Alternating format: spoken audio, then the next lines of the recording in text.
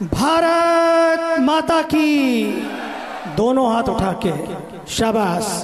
अभी यात्रा की शुरुआत है तो दोनों हाथ उठा के ऊर्जा का अनुभव करें और इस पूरे विश्व को ऊर्जा का अनुभव कराएं। भारत माता की वंदे वंदे। सनातन धर्म की हर हर महान।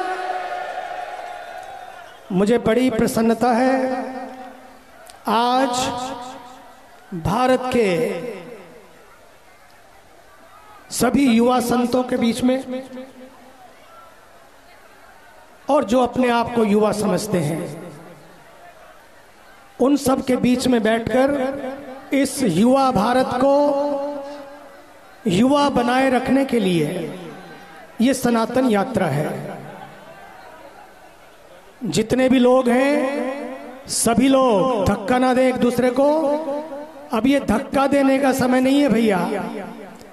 अब ये समय आया है जब एक दूसरे के साथ रहकर इस यात्रा को आगे बढ़ाना है। ये सनातन एकता की यात्रा नहीं बल्कि सबको एक होने की यात्रा है। सबके साथ एक होने की यात्रा है। सनातन यात्रा का मतलब है संसार की यात्रा, सबकी यात्रा, सारे समाजों की यात्रा, एक हो जाने की यात्रा। समय आया है। एक युवा ने सबसे बढ़िया बात यह की है, पहली बार एक युवा तापस कुमार ने, बागेश्वर सरकार ने पूरे भारत के युवा संतों को भी एक करने का जो दर्शन कराया है, आज इसी की आवश्यकता है।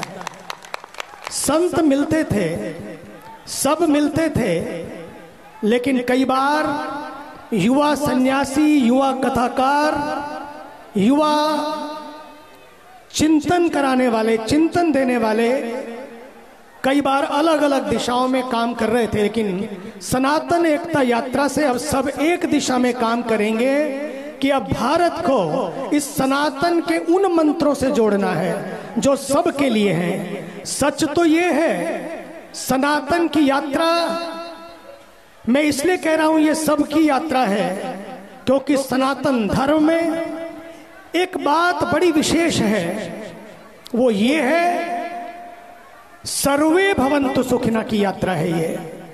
आप देखिए, मैं किसी का विरोध नहीं करता हूं, लेकिन यदि आप एक धर्म को मानते हैं और यदि उसी धर्म को मानते हैं तो आप जरूरी नहीं है कि स्वर्ग में पहुंचेंगे।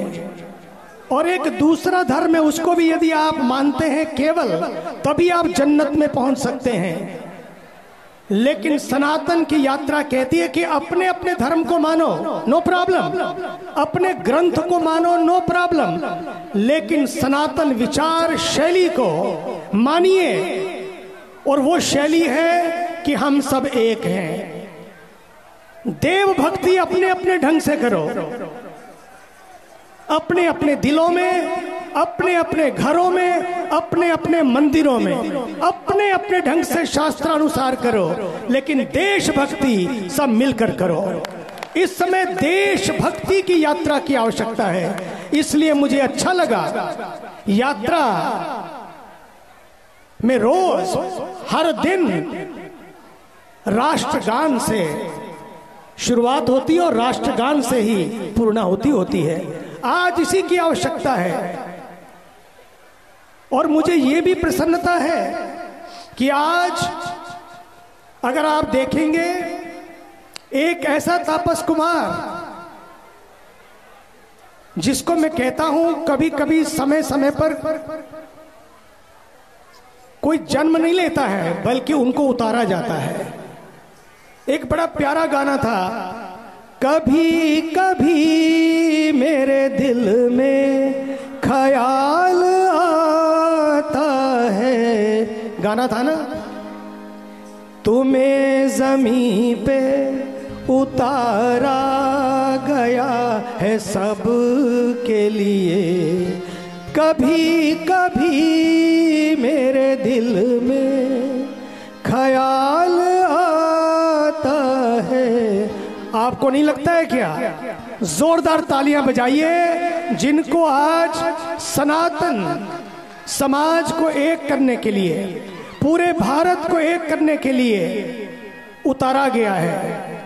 अगर आप देखें, इससे पहले हमने देखा है कि भारत के ऊर्जावान प्रधानमंत्री जी, यशस्वी तपस्वी प्रधानमंत्री जी, आदरणीय श्री नरेंद्र मोदी जी, और उत्तर प्रदेश के हमारे बड़े ही यशस्वी कर्मठ योगी आदित्यनाथ जी, और अब इस त्रिवेणी में हमारे देश के तापस कुमार, हमारे प्रिय बागेश्वर सरकार पंडित धीरेन्द्र कृष्ण शास्त्री जी, जोरदार तालियों से इन त्रिवेणी के लिए और मंच पर और यात्रा से पूर्व, यात्रा के दौरान और यात्रा की पूर्णता तक जितने संत पधारे हैं और पधारेंगे और आगे की यात्राओं में पधारते हैं, उन सब के लिए जोरदार तालियों से उनका अभिनंदन।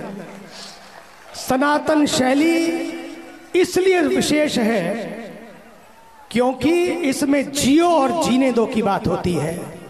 जियो और जीने दो की बात होती है। इसमें जिंदा रहो और जिंदा रहने दो की बात होती है। इसमें लेट एंड लेट लिव की बात होती है। इसलिए सनातन शैली में आपने देखा होगा, कभी सनातन ने कभी किसी पर अटैक नहीं किया। Sanatan has never attacked anybody. India is not a piece of land, एक धरती का टुकड़ा नहीं है। India is not a piece of land, India is a land of peace. शांति की धरती है, ये विचार की धरती है, ये पूरे संसार के लिए धरती है। इसलिए जो भी आया बस गया, हजारों सालों से बसता चला गया, लेकिन भारत ने कभी किसी का विरोध नहीं किया।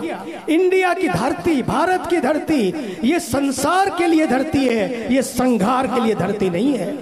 संघार के लिए धरती नहीं है, ये निर्माण की धरती है, विध्वंस की धरती नहीं है। आज शिक्षा प्राप्त किए हुए लोग भी हमने देखा है, शिक्षा प्राप्त किए हुए लोग, इसलिए भारत के प्रधानमंत्री जी को शिक्षा नीति में परिवर्तन करना पड़ा, ताकि शिक्षा नीति से हम सब मिलकर चलें, साथ साथ चलें, भारत का निर्माण करें और भारत के निर्माण को भी पूरे संसार के लिए निर्माण तैयार करें। इसलिए शिक्षा नीति में हुआ। आज एक तरफ तो मैं देखता हूं मेडिकल की डिग्री लिए हुए लोग, अभी मैं ऋषिकेश में कल कैंप की पूर्णता हुई, अमेरिका से, ऑस्ट्रेलिया से, न्यूजीलैंड से, भारत से, नेपाल से बड़े बड़े डॉक्टर आए और हजारों का ऑपरेशन किया। अभी आदरणीय स्वामी ज्ञानानंद जी महाराज के 29 30 31 को, शायद 29 30 1 को, 26 से 29 दिव्यांगता मुक्त भारत की एक टीम पूरी पहुंच रही है वहां पर। कैसे?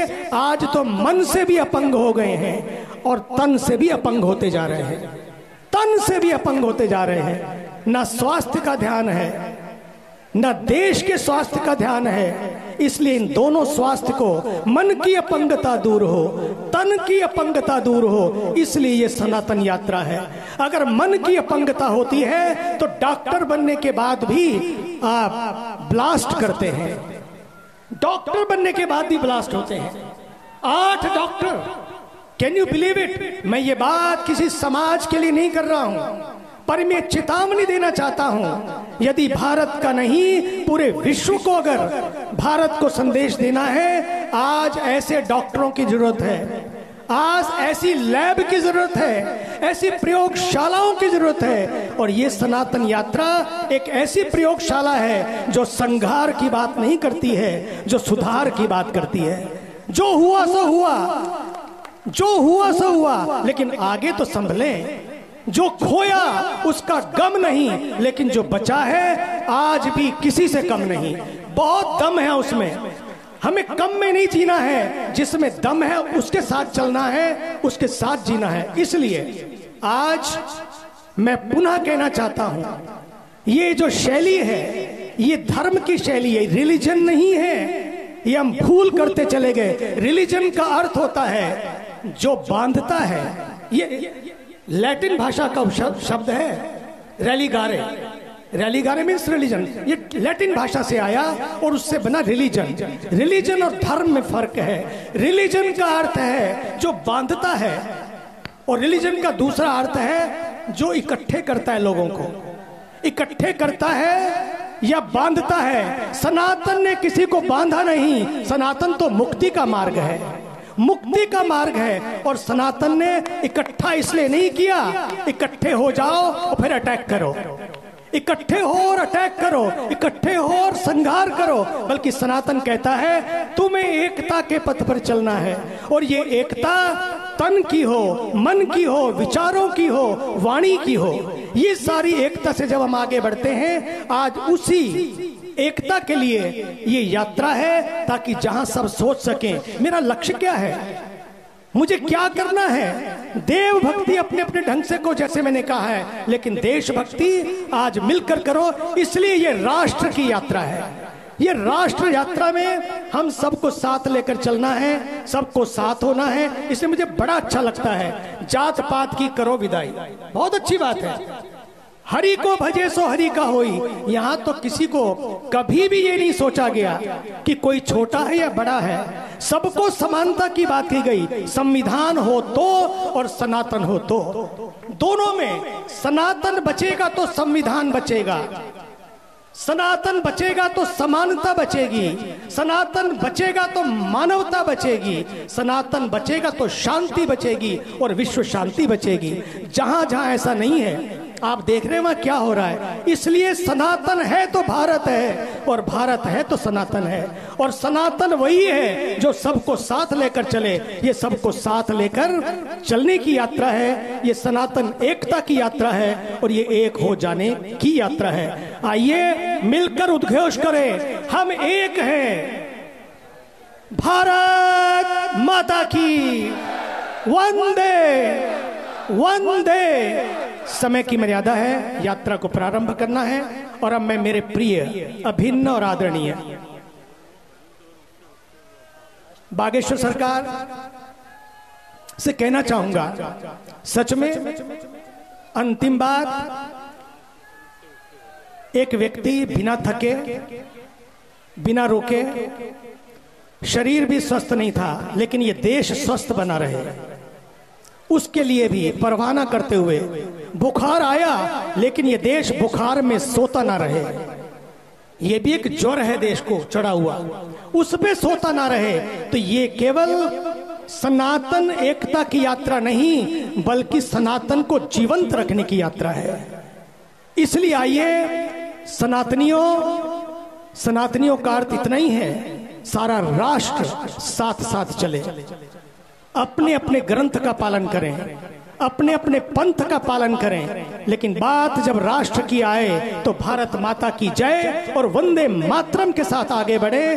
भारत माता की वंदे। धन्यवाद।